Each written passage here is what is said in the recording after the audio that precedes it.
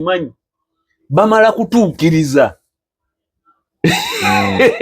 bamala kutuukiriza agezesa n'agezesa kimala kubaawokko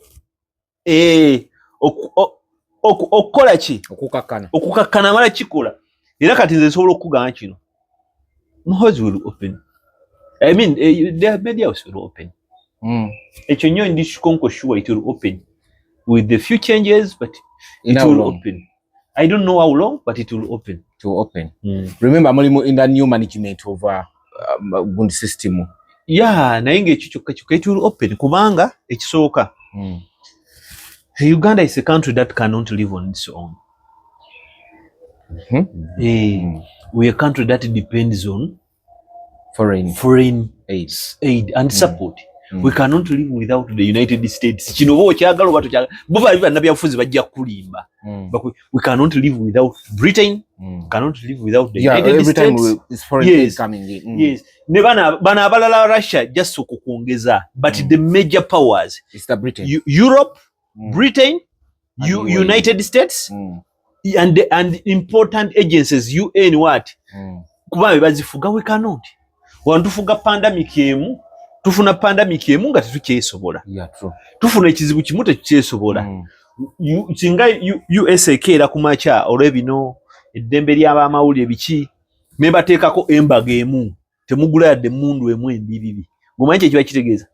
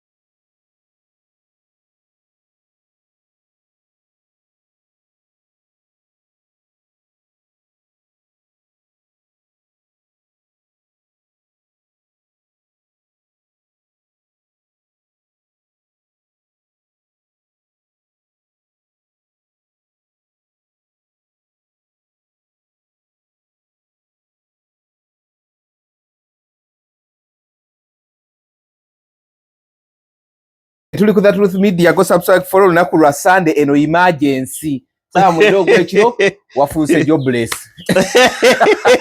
Mwendo ogwekiro abadde oli jobless. So wetu Bule. This man ebyensi bisekero. No tandikira wakubuze. No tandikira wambuze kuba things come. No gamba oba are we really ekituliko kyekyo.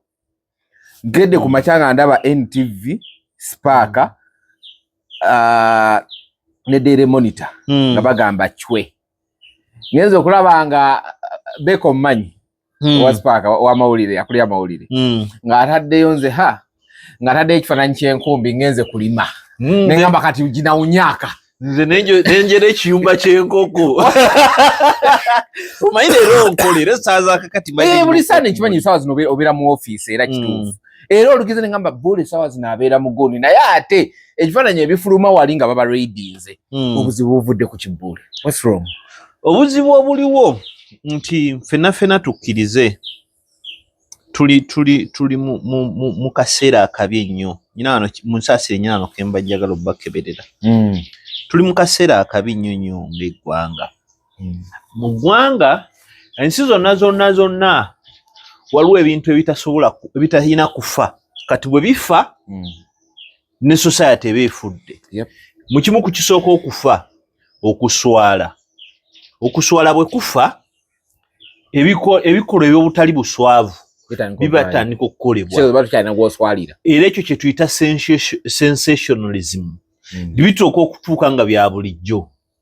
Mulembe mukadde bwe twasooka okulaba ku musajja Muwanga yakwata omwana omuto baby amawulire gaawuniikiriza nnyo eggwanga ojjukira gyali ndowooza mu bibyawo ekyaddako ekyokutta abaana ne kifuuka nnomo tuseme n'ono gwe baaleeta mu kkooti kakati tumanyi bifaayo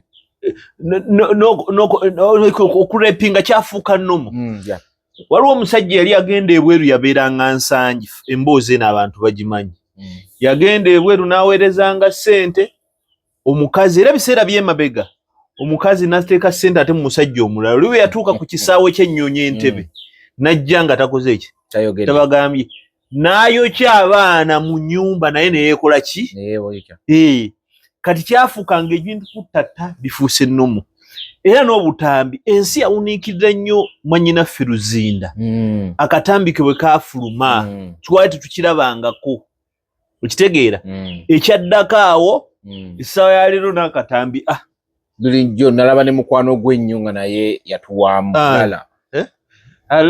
lala muveeko namu mukwano gw'ennyo atoyagala mwegana saawa zino nze kulala kwe siva kituufu era nali njagala kola n'intebutenga naye ojja kuba gundi biased lala si yabiteekayo ye musiru era namugamba lala ate yabyekwata n'abisindika yaba muki olwaki kyekyangana okola yali mulaavu kyekyangana era lala nze namuweereza message ne mugamba ndi bano abakwogerera tekuli kitaawo na nnyoko ekituufu ate nabo bali mu kunyumirwa get worried about your family bano boogera osanga oli ali wali munaku kwogerako ndowooza olabye naye twabivaako kati osobola osanga lala kati n'ojjukira ebyebintu of course anti gwe kuba oli mukaba nsi mukaba naye nze olw'okuba muwa ekitiibwa omuntu wanga nti byalala nga mbijjawo sibiraba naye wasooka biraba saabiraba ndaba byala tolina kiwalaba kyonna yadde ne pini tewagiraba saalaba nze nawulira biwulirawo nga mwogera simanyi nezo zeero ono omusajja yaziwummula gundi ono yani kibirige era nazo yaziwummula ojabuuza lala okay so kati Bule obadde okyanzigira mpola nga tugenda kutuuka ku instance ya media house so ebintu ebimu bwe bifa bifiirako n'ebirala kakati mu gavumenti zino nga bwe zifaanagana ez'ekisibira mu bbwa abantu abatufuga bagezesa zonna bagezesa nagamba abantu nze ntunulira ebyobufuzi nagamba abantu nga bakutekiza Besigye nimbagamba nti wano nuupu weefunidde challenge ekyasinza okuba enzibu kuba nuupu tebigikwatako nembagamba okukwata Besigye it is not about Besigye eno experiment kulaba musobola kukola ki Besigye bw'abeerayo omumanya Kyagulanyi naye ajja kukola ki kubeerayo ate nnyo nembagamba Besigye ekyo kye yali yatta Besigye teyabawanga mukisa nti bwe munkwata omuntu ng'ajja nga mubakuba nga n'enkya badda nga bajja omuntu yenna ng'alina engeri ya dictator tebamuwa mirembe don't give them peace era enkya bw'oba osobola kumuvuma muvume bw'oba osobola muwandikako bw'oba osobola mukolako profile kakati ekyo kye mwadde mukola kati nedda tezijja ku bintu ebyo kati olaba jjo nalabye muwala wa mwami Museveni yataddeyo essaala ku Twitter ng'asaba baasanda buddooli kakati omwana oyo mulaba nti tebamukubye tabiwulidde nga babyogera but that is already enough to depress her ng'asomye nga 100 alinamu 70% negative omanyi nga atwaga Katonda kigo gw'oyogerako kati ensi bwetyo bwefaanana kati ojjawo eyo kucekinga omuntu alina amaanyi your adversaries oba obireese okitegeera kakati nze kati nalaba nga Besigye asigaddeyo nenkola ki nemumanya nti kati ne futu soja ali mu kkomera wakati yagule buguzi poloti mu kkomera. Mu kkomera oyo tajjenda kukola ki? Kuvaayo. Kudda. kakati ebyo bibaawo nti bino General Muhoozi byakola adagezesa bwagezesa ne kikola nga kikwata bwe kikola nga kikwata ekitegeera nkiddamu soogera ku monitor nsinze njogerera monitor eyina bannannyini n'abajogerera nze njogera ku lwa mulimu gw'amawulire nga nze kuki nagala I speak for journalism era nkulaba obadde nga obalwanirira yes ngakuona omwana wa Solo temwamulwaniridde gwe bafumudde nga bapula nja kubuulira ebyo lwakuba munnange simanyi sina namba ya mukyala Susan Makula mututekako ati kisoboka sijirina era siogerangako naye ne Pasa Bujingo but what I know they are very good people era abantu abo baagala abantu lwaki ensonga lwaki nti batonzeewo emirimu kitegeera era n'abantu be bakozesa tebaali baganda baabwe nze singa nali nzirina obanga batuukira nandyetonde ku lwoyo omwana ne mmanya kyeyakola ne mugamba dda mu order she would still deliver. I know simumanyi nnyo Susan Makula simumanyi sijja kugamba bwene but I hold high in high regards. I find her woman with sense. Ate Pastor is a forgiving man. Ne mu byabuulira omulaba is a forgiving man. Akuvumamu n'akuta. Talemezaamu. Kuleka kukyagulanya we yalayira okulemezaamu. Genda maaso. Kakati kino Jeno agezesa n'alaba bwe kikola ne kikola kati ye Jeno kibakola abantu abafaanagana nga ye nti ebimu bikola for fun ebirala for their personal interests for fun nkutidde waliwo empere yatta abantu olw'okuba mukazi we yali afudde naye nakakanula mwe kamufeeko muwulyo ekirugu Polopote Cambodia nabagamba yattanga abantu olw'okukola omukolo gwawe kati gwe mugolo gwa mbaga ne mutagamba abantu nti Polopote asiimye mufumbiriganwe natta n'abatta baakola omukolo mu kubagatta ne batagamba nti oli yasiimye gwe n'okola embaga kyatuuke Cambodia nga gwe bw'okola embaga eno gaana Polopote asiimye tufumbiriganwe kati bali tebakyogera kati nga bantu bangi nnyo abattibwa lwa mbeera ng'eyo nga ne bwe oziika mufu ng'ogamba Polopote asikiriza era nnyoleddwamu nammwe ng'ate eyamusse ebyo ebintu bikola ki bibeerawo nabadde ŋŋamba abantu nti Mobutu Sese Seko yatandika nga munnamawulire yali munnamawulire n'ayingira amagye bwe yayingira amagye ebintu yayogeranga byakusaaga Mobutu yasikeerako n'agamba nze Katonda waalira eggwanga n'erinnya lino lirina liwukira bubi nga Congo bagiyita Belgium Congo Belgian Congo ngali alimulikira bubi naga kutandika waliwo ekiseera ekiyinza okujja lino eggwanga tujja diyita Zayiwa oba muli muyita Zaire ekitegeera era yakikola era nakati kati kumanya yatuula ku abantu bwe bati batuula ku bantu nti n'ababaliraanye bakola nga teri abagambye kati golowooza nti Jeno muno agenda mu UCC najjako mbu TV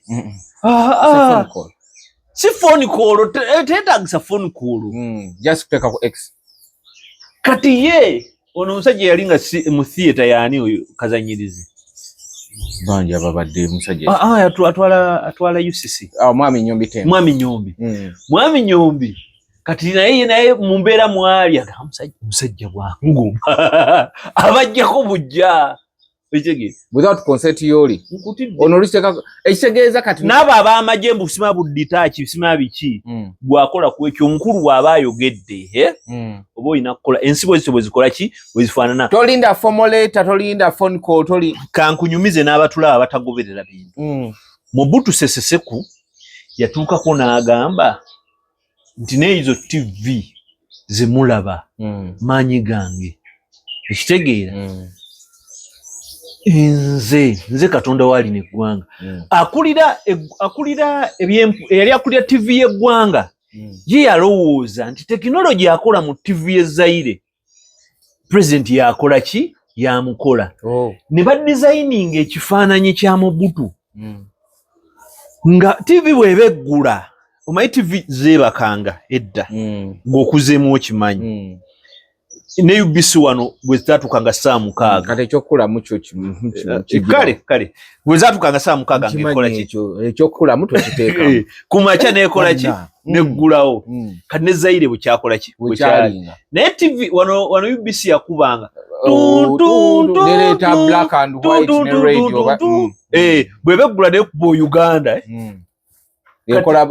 ereeta gundi kalabazi kati ye Mobutu TV bwe yalinga eggula ng'ekuba papa Mobutu kakati ganebaneloimbala gwanga ekire ne kijja nga kikuba bwe kiti cloud kati mu kire ekifaananyi kya Mobutu seseseku ngugumendo wazabanga ne kifuutuka munajja bwe kiti nga kye kifaananyi ekiggulawo era nga kye kiggalawo nga teeka bali mu kusiiga bbaati naye webekwata serifikati y'embwa bwegwa ye lwaki akwatira muffe atakwatiramu agamba bantu bali mu buwengula kakati Mobutu bw'atyo bwe yakola ki bwe yakolanga kati abantu bakola bwe batyo Theodore Nguema Mbasogo bwatta kojaawe n'afuuka pulezidenti wa Guinea ne byogera ng'asaaga lina eggwanga lyaffe lina eggwanga lya Nguema biki bino byowulira bino byowulira abachwezi biki si byakusaaga lujjako era ku makya Jeno Muhoozi ng'afuuse pulezidenti lina eggwanga lifuuke bachwezi city bachwezi nation that obsession n'abantu abalina emmundu ebaawo era ebintu bitambula bwe bityo nze era kyovulaba mulimu ebintu byesseewuunya nze bwe baagamba nti no Jeno Muhoozi yagamba nti agenda kuggalawo muntu makya nasooka okukola nakwata waaka wange yenna ali ku desktop ya company ne mu backing up mukwano gwange Abdul Nasser Tajuddin Semugabi ne supervisor wange era mukwano gwange Ismail Dakaba Kigongo ne mukwano gwange omulala Sejjombwe Isaac baaliwo ne baŋŋamba ng'otidde nnyo ate gwe tugumirako naye mbagamba nze siwa chance muntu ayina buyinza na mundu era ekyo bakijjukira naye mbagamba omuntu ayina mundu ate nga n'ekikula ky'okimanyi bamala kutuukiriza bamala kutuukiriza agezesa n'agezesa kimala kubaawokko okukola ki okukakkana amala kikola era kati nze nsobola okukugamba kino Muhoozi will open I mean the media will open ekyo nnyo ndi kikonko sure it will open with the few changes but it will open I don't know how long but it will open remember mulimu in the new management of Gundi system naye ng'ekyo kyokka it will open kubanga ekisooka Uganda is a country that cannot live on its own we are a country that depends on foreign aid and support we cannot live without the United States kino bo kyagalo bato kyagalo bo bali bannabyafuzi bajja kulimba we cannot live without Britain cannot live without the United States is foreign aid coming in yes ne bana abalala Russia just okuongeza but the major powers is the Britain Europe Britain United States and important agencies UN what kuba bazifuga we cannot wantufuga pandemic emu tufuna pandemic emu nga tetukyesobola tufuna ekizibu kimu tekyesobola singa USA keera kumakya olw'ebino eddembe ly'abamawulire biki ne bateekako embaga emu temugula yadde mundu emu embiriri ng'omanyi kye kiba kitegeeza basobola wano okututeekako obukwakulizo butono nnyo ne bumala nga tugize monitor is not a small the nation media is not a small thing to throw around like that there are the world is interested East African people na actually under mo wayo yasigala ye where tuli under them teyagula wano yagula wonna ne Kenya. Okay. Yeah. So ekyo kyo nkimanyi naye nga era even before that amawulire go gabadde mawulire. Monitor is just trying. NTV is just trying. Amawulire si kyegali si kyegaba. Okitegeera. They're just giving us a crystal of what should happen. Byetwasoma si byebyo. That's why my book is called This is Not Journalism. Olina katoko kuandika? Wakamaze? My work tulinzeeko gundi cover ye tutawanyiza nnyo. Ogana kala nchingo. Waliwo omuwala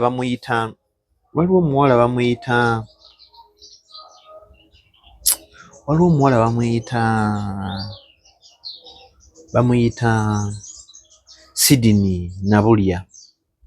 Sydney oyo idea ya katabo kano cover yako ekifaananyi kye naye akulumya omutwe yabadde taliiwa teyazena bwe yajja ne bamukola ki ne bamu engaginga n'agendako n'omwami mu ki mwami we n'omwami mu paaka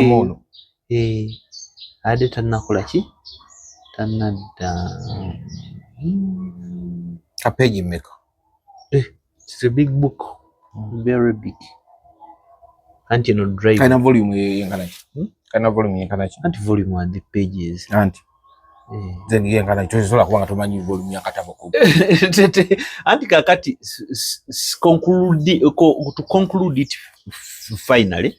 Tegana all course is over 200 pages. Okay. But mulimu ebintu ebirina okugenda mu ebirala which are also pages. By before the end of this year yakuba kamazi. And ngezaako kulaba content nkozesa simu. Naye ngezaako kulaba za sirimu nazo ziterekamu. Ngezaako kulaba nga nkuwaako koko.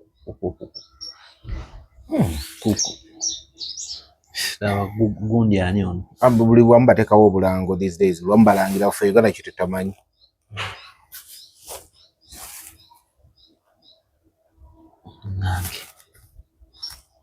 nange egenda kuvaako tukola bagenda kuleetana akantu akalala. It's happening now. Tenga egamba geeti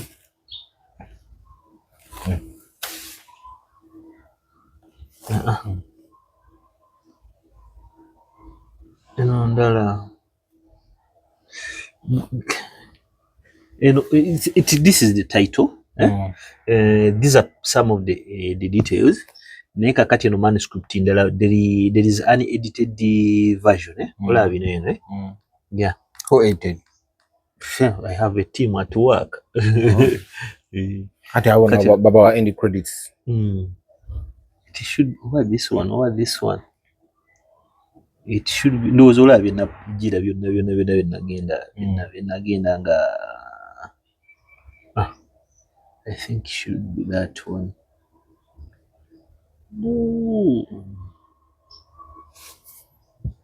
Book edit, yeah, it should be that one. Your PDF app has expired. Adage nakuweerezako copy and you see. Ne good you expect. Uganda gitulimu.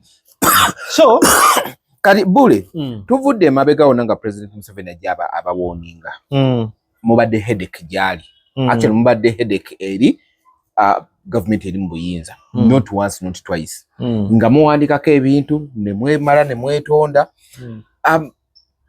ye alabika abadde abakwasa ekisa kakati olina okumanya kino amawulire kwe kussa mu kyapa ebyo ebintu bye bataagala biteekebwe mu kyapa. Journalism is all about printing what others don't want printed. Ukitegeera? Publishing what shouldn't be published. Yes. The rest is PR. Yeah. Yeah, true. Because wogamba esuti ya Kyagulanyi nnyungi lwaki sije mwakozeseza ku cover oyo PR. ffe Kyagulanyi twamusanze akola ki atudde akozebwa ati kyekyo twagala kukuba biki bikola ki biriwo.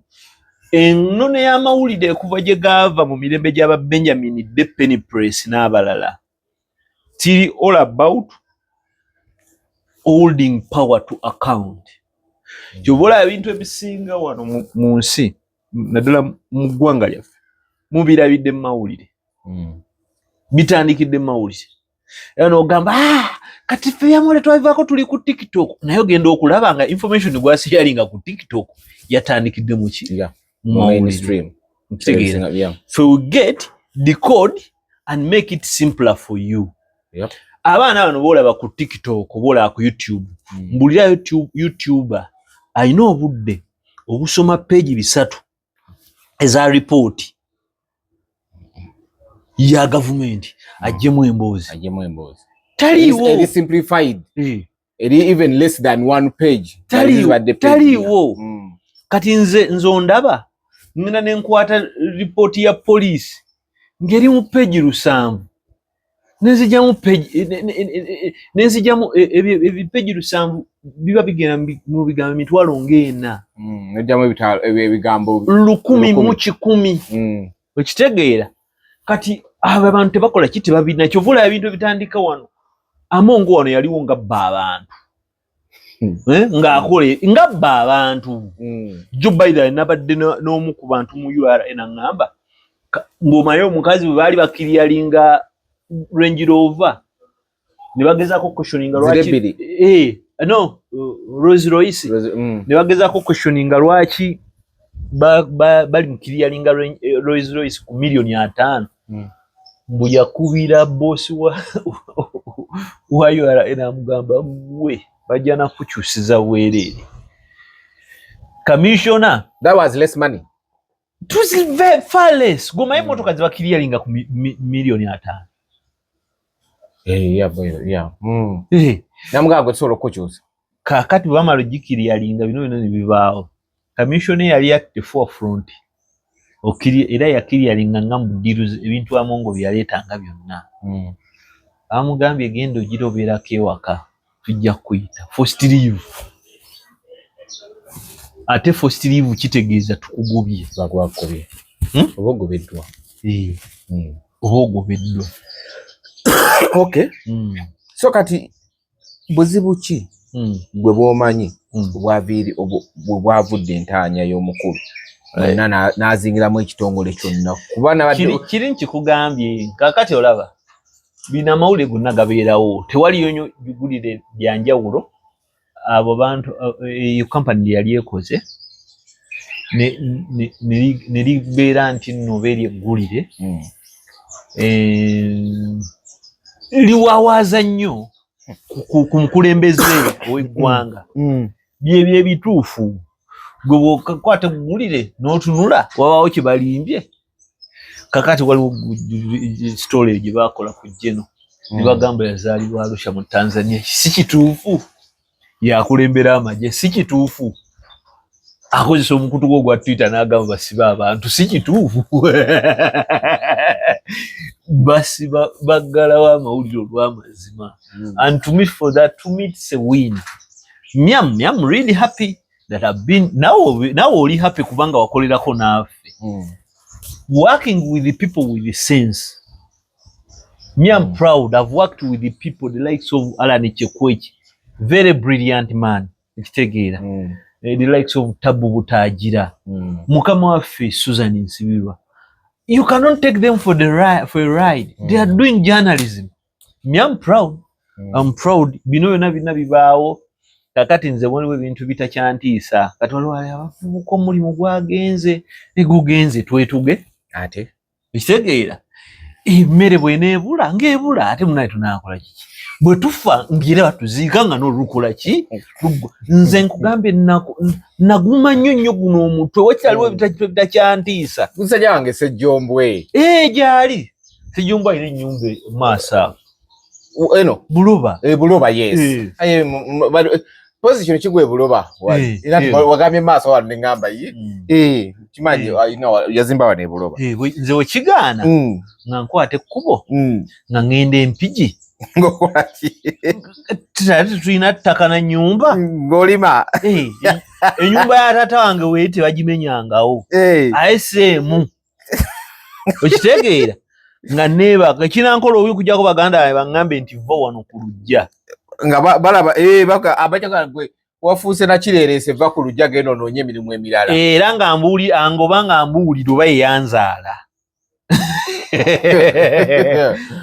ne maama gyali maama tasobola kugobaganya baana ekitegeera ntuule ate waffe byokutandikirako weebiri osabayo maama emiti ebiri Isaac weebaka biki nga babagadde bakugobye forcefully ate sente nkuwaza ki ng'oli mugobe tuli wano tukola kantu wammanza sabaking up waka ne mugamba ntidde nnyo oyo se bwe yaŋŋamba naye ng'otya nnyo naawe oli muliri kati ate ozunga kiba nakukwatira na bwereere ate mwe tukyagala obalabako awantu wonna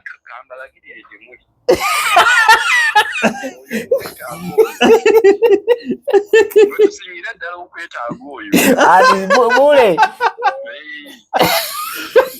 ensi yonna gwe bakutunuulidde nnyo butuyamba otwitinge ntwitinge ki yameza akatyengo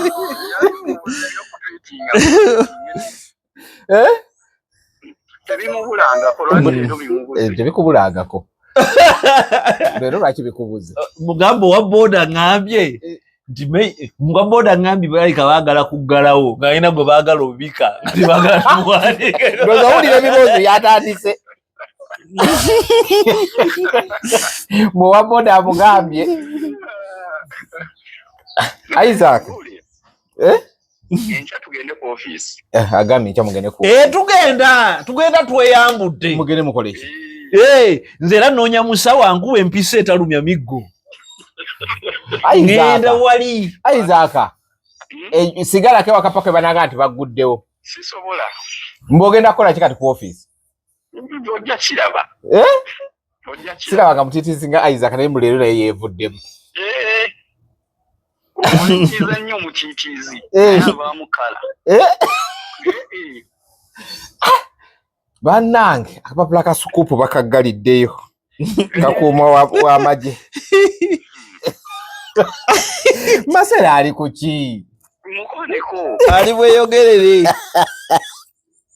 gwe otegedde ameka nti babagadde kiro nze mbeerako nebaka 7:8 nabaddeko nabaddeko wedda bwendi nga wenkeberako mu family group I mean mu company group nga wenkeberako mu company group ndaba ekiriyo nayeko wano mukwano gwange mukozi munnaffe promise kakati bagaddewo nyina kikedo kyange mu seefu mulokayo promise ono gwe manyi yapaninga kanka obugundi mulokayo muli mu kikedo kakati kikedo kyange nawe ennaku mwe muleetawo omuzayi abagamba lwaki tutaba kuteekayo ogundi twiti yonna ntaddeyo ng'ekwata ku eyowa booda abantu beewuunya bagakatwale tukusuubira ng'omuliro wakumye dda ng'omuliro nga n'ennyanja ekutta enfuufu naye ono yagijjeeko balinnya kubuuza ku Masera mubuuza owaayi kati ozzaako ki kubanga kati ebizimbe byammwe byonna bikuumibwa amagye mbuuza wano mu guruupu buli omu akungubaga bukungubazi kati ndabye gundi akugambye nkya mukere ku office naye atijjukira waliwo amagye mugenda kukolayo ki mubeerawo ne muleekaana wewe bakubanga n'olulugu ng'okolerera miggo Bule ensonga esinza okundeta ebadde eyo then eyona depression yokka gye nnyina nze kugalwawo tinga omuntu ebyenfuna kakati tutuno fees z'abaana jo saagenze na kuvidirwa fees ekitegeera ate kati bw'otuuka ebwe bamugamba okomewo naye kakati ebyo byokka byebintiisa kujjako naye ekirala ekindepressinga I'm just thinking about Susan Nsibirwa. She's a woman and not an average woman, but the stress ebigambo omusajja byali mu kasuka tukola tujja kukola biki era bwe bakwata Susan ngenda kukola strike yange they want to single-handedly yagikola oba bantwale era wonsanze wano ngayisa kuyumba kyenkoko wali nga njagala okyera nenzija wano nensooka nja bulletproof jacket ey'amawulire nengisimulako nengisaba linga anytime but it's not the first time nga ba closing at least bansibe naye nga twogeddeko megenda just like that ekireme genda just like that ekitegeera ndabye media houses zimu zize na gundi nga ziraga solidarity oba kimuyite bwentyo ndabye bukedde etaddeyo ku social media zaayo abalala mali sinalaba I don't know nga bagamba amawulire gali media houses ziriyo na kubukawo kati bw'obaba batandikidde kweyo nga te buli omu abasinga gye bali bataddemu essuubi like that bw'ogenda mu public everyone agamba twasigaza mu Uganda tulina media house nga 3 abalala just bafere kati endala ate tebaziraba kati gwe ddiro wasembayo okulaba UBC UBC ne bagiteekako nudes zo osobola okumala wiiki namba nga teri ategedde ni bakutaddeyo nudes zo tibyagiraba ojja nti olabako ki president bye yakoze Calvin oba maze emyaka emeka simulaba ekitegeera emyoga kati Museveni naye yafuuka ki yafuuka firimu maker era bwe yanditadde kuli mu speech abitupuleyingira wali yes kakati oba ofaayo kakati olaba NBS olabako ki I no longer watch TV by the way nedda ne bwe twanira tugaa nti ogenda kulaba what propels you to watch NBS mu buntu si mu bubi si bavuma siki they have a program ya barometer sometimes eyo ensikiriza ngene yes that's good kati ngojeko budde wa barometer kichi ogenda okulaba nothing else pozi ne kumachi osobola okulaba alaba ko wali kuliri eriwala likwano lya feriani hafi abera kusanyuka andi byonna byebimu bini kanzirugafu bakyusa miryango there's nothing ne bwotuuka wano ne bwotuuka ku TV za ddala si mu bubi ugenda otunule programming ya TV eyaffe ya BBS BBS bw'otalindako kabaka okulindako kabaka okulindako wali kwefu awo ne Katikkiro ng'agenda ogenda okulabira tubitegedde kwefu ku BBS yava nako yavaako dda yasigala ku gundi ekitongole ky'amawulire kyaliko oli omuwala Carlton Scovia yes taliiwo akola bibi kati TV kyendala ez'abasumba baba kwevuma bakuwa ente 3 ate bazimpa okitegeera okujjako ne TV enyinyi kyolina okulabako Salty enako oyo omwana bamuyitaani Mutebi so wakika kyange Mutebi Mutebi alina story zaakolanga za ddala nga za ddala naye Mutebi mugambe ensinga egenda buliramu nkujjako nalabangako ne junction nalabanga yagalanga nnyo ne junction sikwe kwali bakwano bo naye kati wagigoba ekyaliko anti tunagirabanganya ebiseera siwe walinga gundi nalwoga takitali bugwanga abamwe bava ku kintu nga mugenda anti kati waliwo abawa vibe okitegeera Susan wakacapizo ate kakati yalina vibe eyo waggulu ate mukyala Makula yali awo akakanya pesi yawo kati anyhow kati ebiseera kye tulimu abaana bali kwebikka ng'obudde bukedde. Nalabye the marriage ya Capital family with Gundi wagirabye ojogerako kibonageze kulaba marriage yo bali batunze naawe marriage ya kakati mbulira kyekigatta Capital ne different culture different culture kati owe program gaitano ne Samusoni Kasumba definitely osangerake ngali ne kungu tebigatta different culture totally different bogamba biti je bagaseko yabasamize kini kalizo musiramu agenda tandika kuongera birango byabasala walone go bagamba nti yali de business office nagobebwawo tulaba kati kini kalisa mu marriage eyo agenda kuddira bajita batya bidi egambe mujjajja nayisanga wensozi bilie tebigatta you can't culture totally different najirabye nga marriage banange giba miggo buli lunaku mu maka nalabeka abaana abamu one of the long serving was side of manyi waiswa okamanyi kawaiswa nakalabye already kakoze gundi yako bajita UN bajita news network line something waiswa okamanyi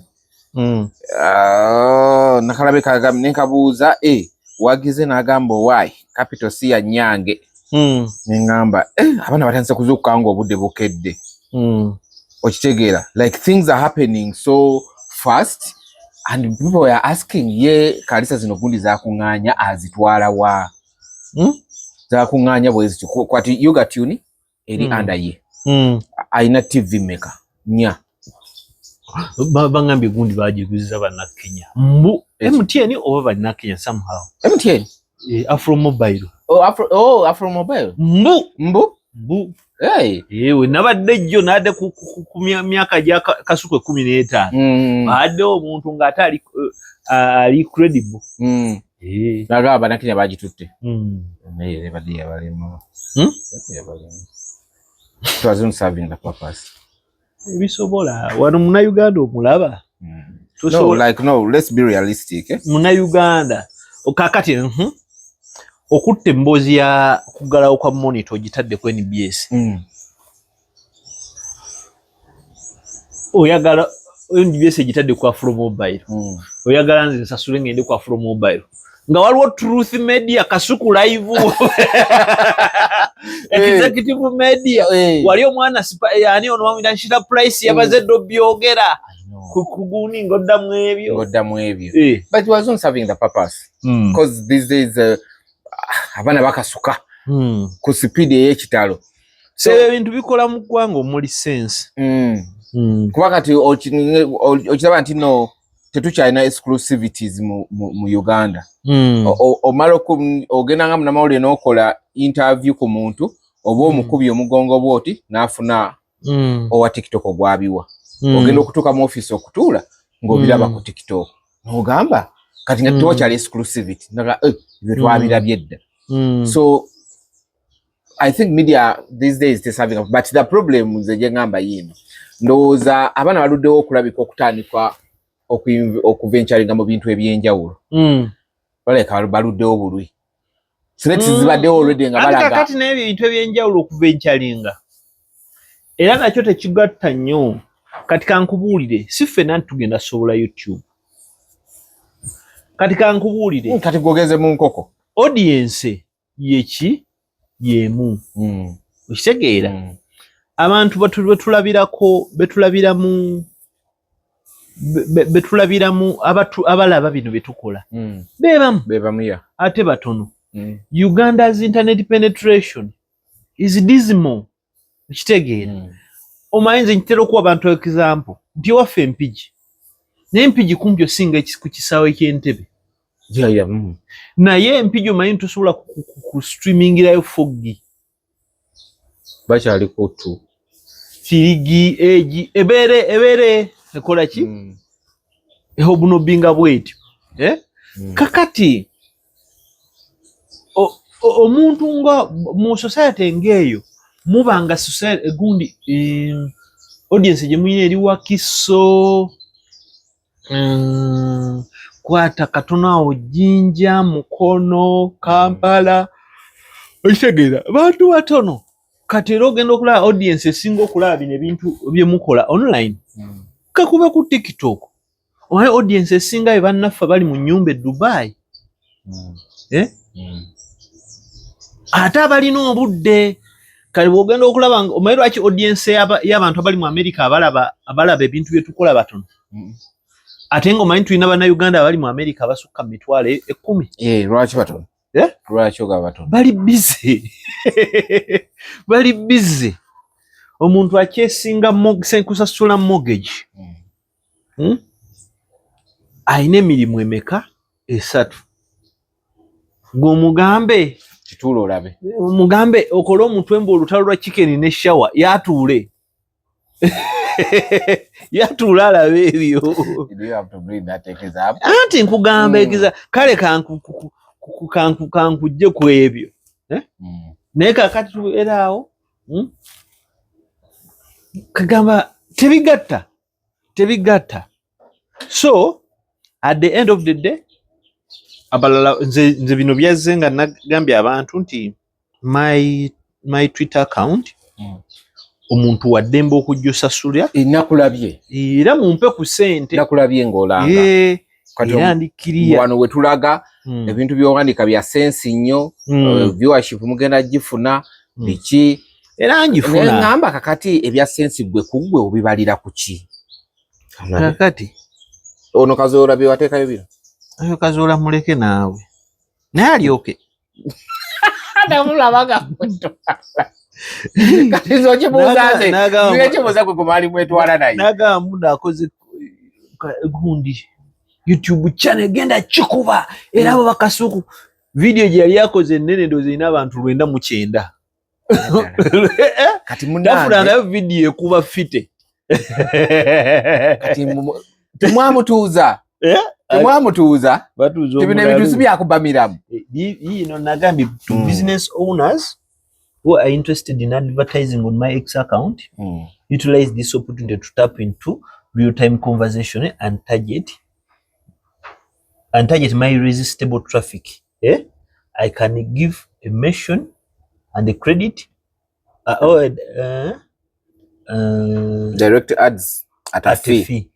My DM is open or WhatsApp. No take a number ya WhatsApp.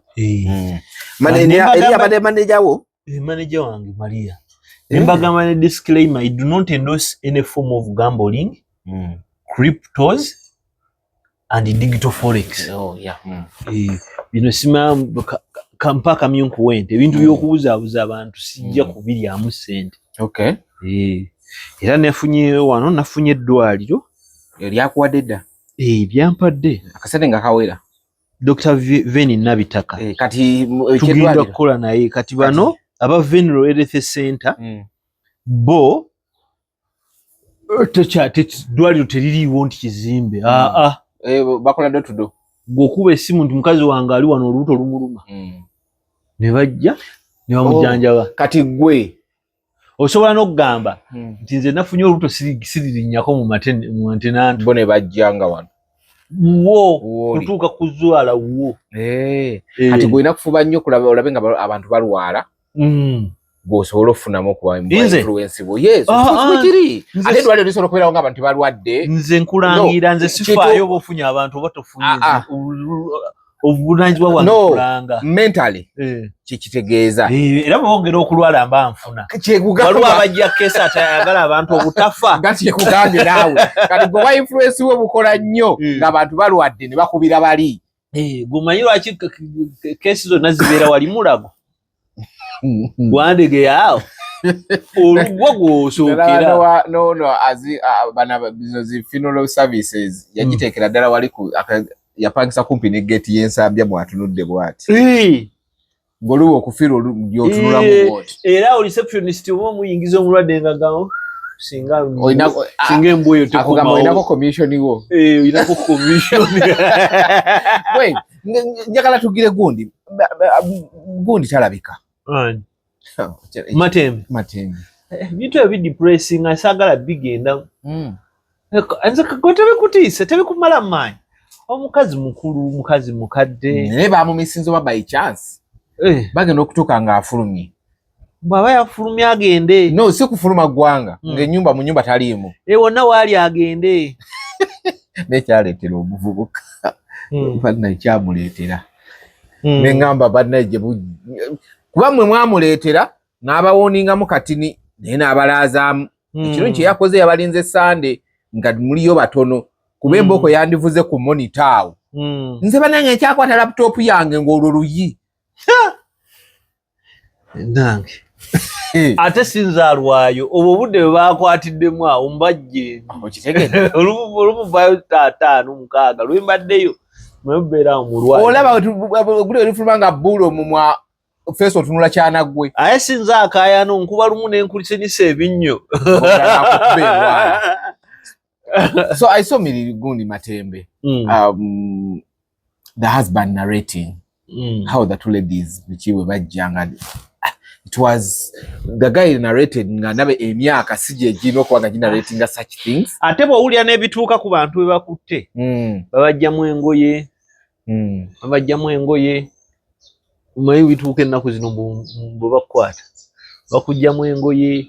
Ne bakuba ebifaananyi ne bagamba bw'oddamu okwasama tujja bitimba. Nawulira towulirako na bboozi abavubuka be bawambye n'agamba nti bampamba naye bampalakata. Mwe busajja mbu abasajja babagwa enkoto. Ababavudde be babiyogera. Mbu n'abakazi babegoko ekyabwe mbu bakubegako. Okitegeera? Bawagulako baba bakwesunzeemu bingi. Ate nga bakufiriminga ezo empi bamanyi ziri empi bangaye bwali ziri empi bwe yagamba ezo empi ezo ezinyiizo maye omuntu okuva emabega nakkuba ddabo mu matu osooka owulira nga bumalayika busima ebbumba. Allah naye era nze babajja kunzita busi. Ate lwaki? Awali otuuka n'ogonda eggume sewo terikola. Otuuka ng'olaba oli mu katu. Eggume oliba terikola ssebo. Era oba tolina kyakukola. Otuuka n'ogonda. Aye n'ekirala be balina amaanyi be balina emaanyi. Definitely. Kati ffe gw'olina ki? Ate just X yo gy'okozesa yokka gy'olina. Ate egenda okuzaalira ebizibu ddolo. Ne famire zennyini ziringa ezitatuliiko. Ate famire begenda kwogerawo kiki erina. Omanyi kakati nze omanyi kakati omulimu gwange gwaweddewo naye sirina famire memba. Yakubidde. Yampeereza message kuŋŋamba nti owaayo muli mutya. Famire yakukyawa. Famire mwabaaki. Famire sigyerinaako buzibu abantu. No ngamba bantu bo naye saawa eno singa bali owaayi. Nedda buli omu ali ku bibye bantu baakula. Buli omu ali ku bibye. Waliwo ekintu ekigwa ku muntu n'ogamba waayi kamunoonye. Naye nze nga nange mbakubira ddi. Kireka nabo bansasula. Nange mbeera mu byange. Abantu nange sibakubira amasimu. Kireka nabo bagenda okibalamu embwe netukubira ddi. Ku family WhatsApp group wabeera bapostinga nga mbalaba bwe nti. Nembiraba kyensobodde n'ekikola kisobodde ekikola toyogera yogera lumu nga amatera bu video obunyiiza bino bye bagamba nti naba family simanyi biki anti nze bwe nkagwako nkasula mu gudi ya family nali mbuteekayo naye nga balowooza mbamba vuma anti nze nabikolanga nange nina kusikyabula era singa mbu bateeramu olalo lina bateerayo gundi oba nayeteerayo ku bya DNA akafeero nalinga abasse aliwo akalinza akantabukira nga alaba nno kano nga bakubuuza lwaki teekamu DNA akyo teekamu bino those are the realities nga nawe olinga bagamba ne tugende twekebeza. Asugwa bagamba kubanga nze. According to the video jobo tadde mu banga. I don't like that. Naye bwa awe muluma Obo bakisika eri obo bagamba this is how things end. Owe family wezitandika wezito omuntu agamba kano wange wano kikano kachika. Kasita batandika ebyo. Omayo koti kyegamba. Koti mayi wetandikira. Ezo line zijjanga byakusaka. Batuwa babana bo mugenzi bebani nti baffe. Ayishuwa bebamu. Omwani ko mkona agamba. Ukakase otya nti oli mwana wa tata. Nona agambe go kakase otya. Ngomulamuza agamba. Yaka kati let's do DNA. Baba koleko DNA. Sijikola. Obo tekeddwa okusolovinga issues ezazigenda mu maaso. Okusolovinga ki? Cause naleka nzasobola okulya mu beeyo waffe. Nti tata wange akyasobola okundiisa yafa. Mama wange yafa. Oli nfunze. Nze ndi nfunze. Mama wange yafa. Tata yafa mu COVID yawo. Naye government okudda mu bino ebintu okunona ssente bitali. Lwaki tetukolerayo ekibiina ky'abenfunze? Nituba ne sako. Nga buli mwaka batuwaayo obukadde buli mwaka. Ekyabamalaya kyagwa. Baakikolako. Ivu COVID yawo tujjukira bad black bamugamba abakole mu omulimu.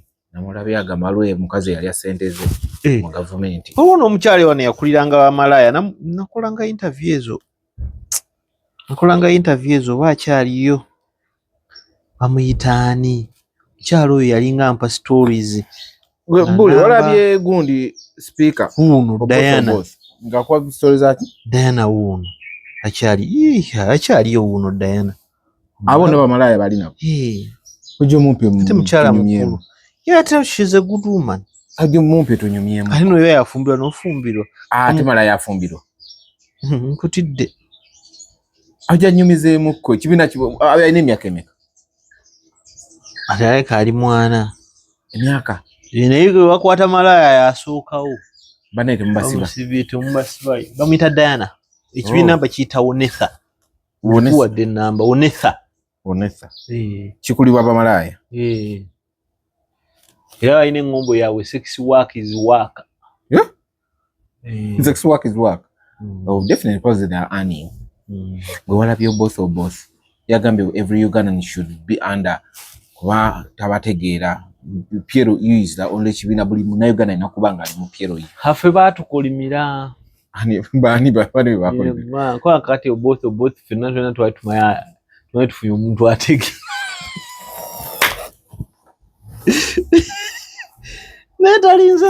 Talinze na mongo musiba.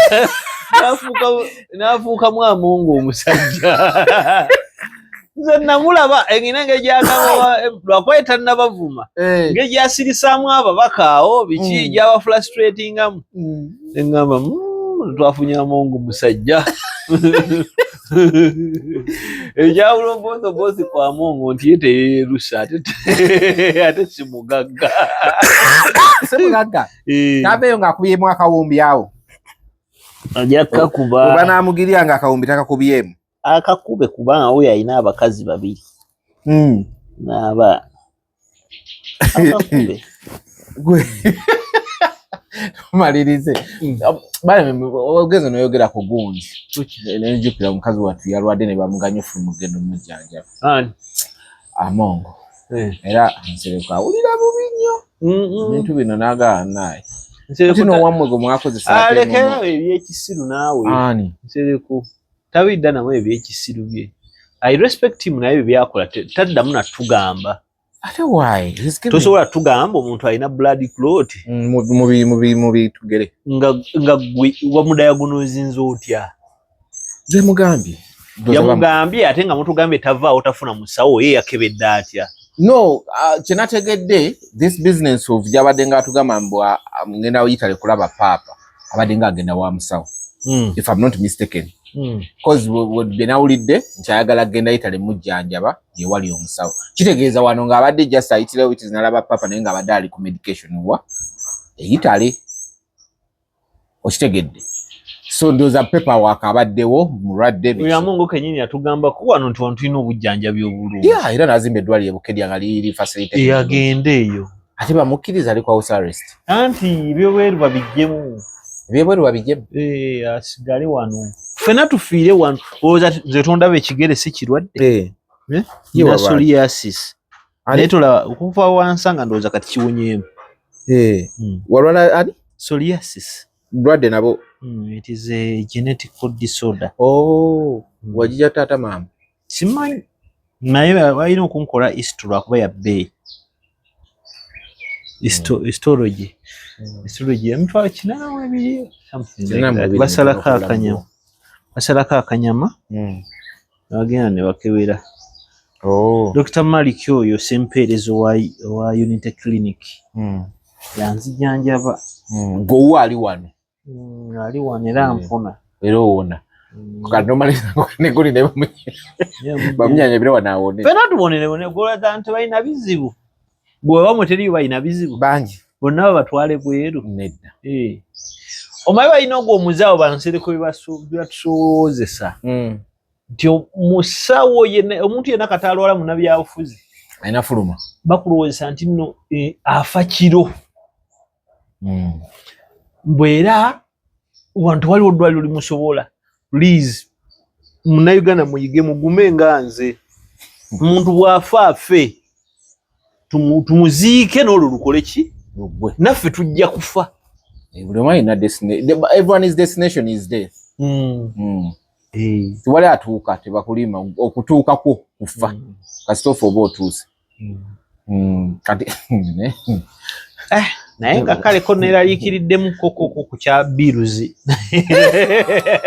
mugenda tandika kuba luseke ku TikTok era kati Kabata mufule mukwano gwammwe ani Bruno K mufule mukwano gwammwe sisobola nze kugatta Kalisa mu bafule bakwano bammwe sisobola nze kufuula muntu mukwano gwange lwaki Kalisa already abadde mukwano gwange era Kalisa waba ankolera ekintu akinkoleranga mukwano gwange Kabata tetusimanyiganye but Kabata respects me, I respect him, is my friend.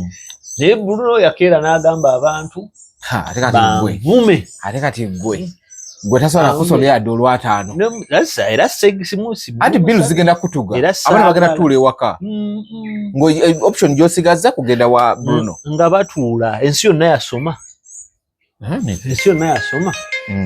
ndi mu kamera kankukubire aye togifiirako bwoba okubye ne tutakwata tuleke mama w'abaana kankukubire ndi mu kamera nsonyiwa mami tulina ebizibu byaffe obuzungu obadde obutadde okitegeera bino ebintu kati golowooza nze era kati mulimu ebintu ebimu nze I cannot analyze otherwise I cannot okujjako nga kwagakola ka Katonda nze sisobola kukomayo of course nze sisobola kukyoppa kati ewaffe wakyaliwo nze ekintu kyennemu kye ŋŋamba abantu kye neebaza nti taata waffe kukeera n'awasa bw'awasa n'azimba ennyumba etali emu ekitegeera n'abaako abantu nti tulina we twalekebwa nze omwana wange singa akeera enkya nga sisobola kumuweerera mukwala ne muganga genda tuli wano wajjajjaawo n'abakyaliwo bakyaliwo kera nkumakyo kima amazzi wali olime okitegeera kati twaffe tukyalinayo amasomero g'emitwalo 5 emitwalo 4 eweeyo mpigi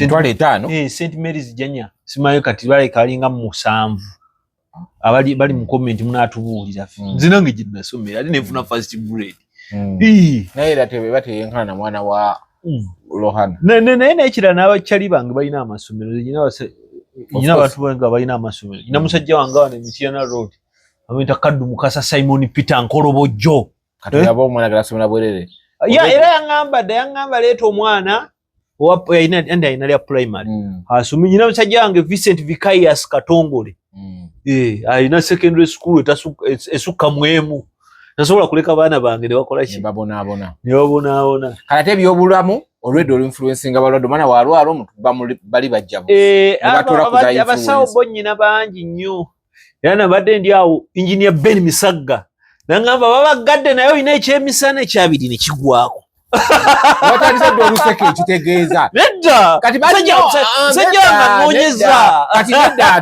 Kati tunulira omwana abadde asimula ku monitor. Abagagga tabalina. Aleze na muleta nze na muleta yeye andeeta nange nze neere. Banna.